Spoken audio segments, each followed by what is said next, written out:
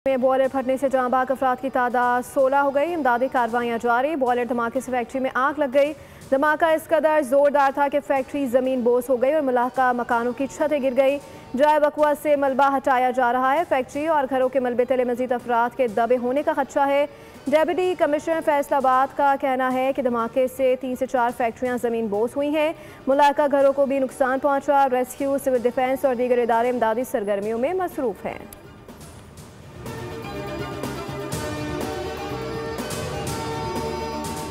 वज़ीर आला खैबर पख्तूनख्वा सुहेल आफरीदी की जानिब से मुबैना धमकियों के खिलाफ इलेक्शन कमीशन में इस्तेमाल। सुहेल आफरीदी और शहरनाज बानो नोटिस के बावजूद पेश न हुए।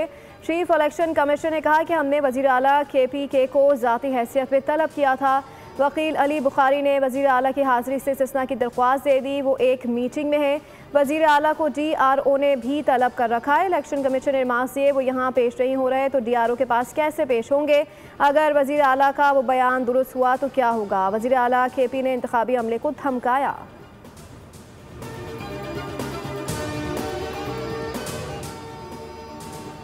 आइन की तशरीह शफाफियत, आज़ादी और दयानत से की जाए। बुनियादी हुकूक का तहफ़्फ़ुज़ आईनी अदालत की अव्वलीन तरजीह है। चीफ जस्टिस अमीनुद्दीन खान का आईनी अदालत के क़याम के बाद पहला पैगाम कहा कि इस अदालत का क़याम हमारी कौमी आईनी जद्दोजहद में एक अहम संग मील है।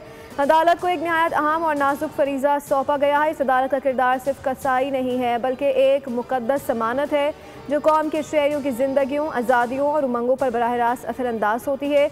यही खुसूसियात किसी भी आईनी अदालत की बुनियाद होती है।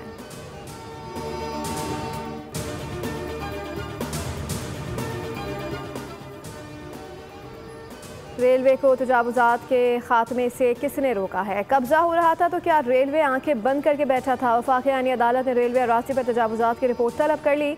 अदालत ने इस्तफसार किया रेलवे ने अराज़ी पर तजावुज़ात के जिम्मेदारान के खिलाफ क्या कार्रवाई की। रेलवे की ज़मीन पर कब्जे को रोकने वाला कोई है या नहीं। जस्टिस हसन रिजवी ने रिमार्क्स दिए रेलवे की ज़मीन कौम की अमानत है। आईनी अदालत का यह मतलब नहीं कि गैर आईनी चीज़ों में चले जाएं। ज़मीन की वागुजारी के लिए किसी ने रेलवे के हाथ नहीं बांध रखे। अदालत ने केस की समाअत 3 हफ्तों के लिए मुलतवी कर दी।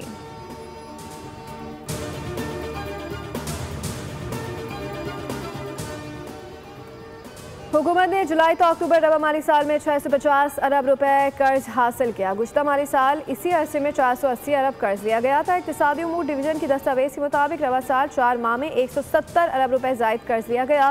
कर्ज के वसूल में गुज़श्ता साल के मुकाबले में 35% इजाफा हुआ।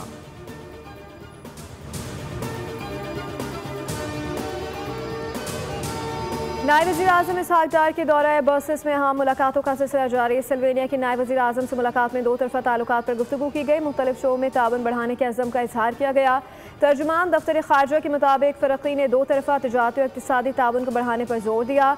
सियासी मुशावरत से मुतालिक मफ़ाहमत नामे पर भी दस्तखत किए गए। नायब वज़ीर आज़म के हॉलैंड के वज़ीर ख़ारजा डेविड फॉन वेल्स से भी मुलाकात हुई। 2 तरफ़ा ताउन और ताल्लुकात में मुस्बत पेशरफ्त पर इजहार इत्मीनान किया गया।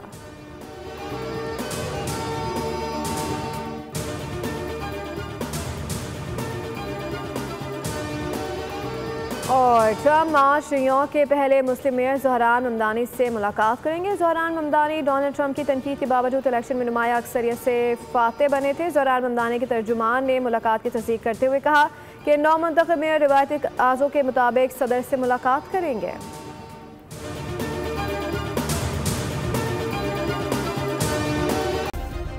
सब्सक्राइब करें और बेल दबाएं ताकि कोई खबर रह न जाए।